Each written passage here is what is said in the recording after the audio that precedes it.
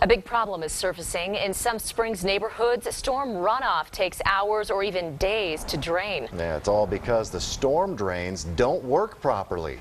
KRDO News Channel 13 Scott Harrison is live on the southwest side of town looking into this one. And Scott, this obviously makes the street flooding a lot worse.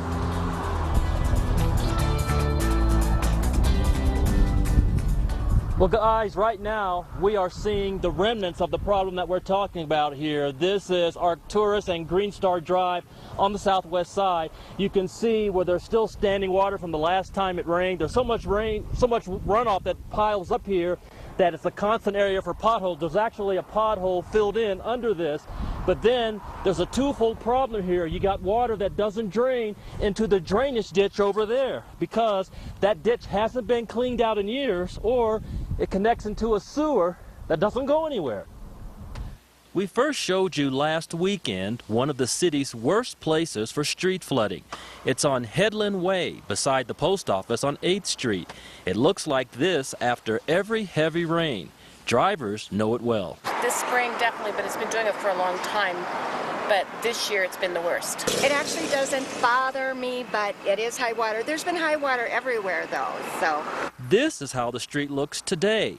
It took several days for all that water to drain into 2 storm drains. Sometimes the flooding here next to the 8th Street post office is so bad, drivers don't dare trying to go through it. Instead, they go all the way back through the post office the wrong way to get around the flood here.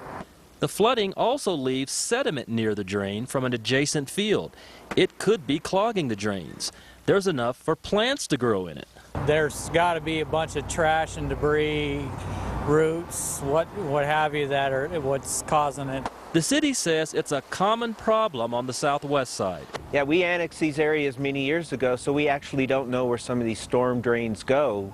We've spent a lot of time trying to figure them out. Metro says here on Headland Way, runoff, partly from the nearby field, just drains back into it. But fixing this problem is a low priority right now, compared to potholes and other issues caused by our wet spring.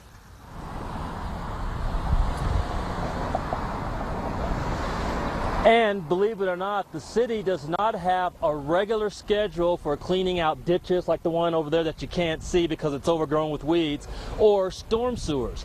Instead, city workers rely on you to report flooded streets like this one when you see them. And on our web story later on at krdo.com, we're going to post contact information for you on how you can report these kinds of situations.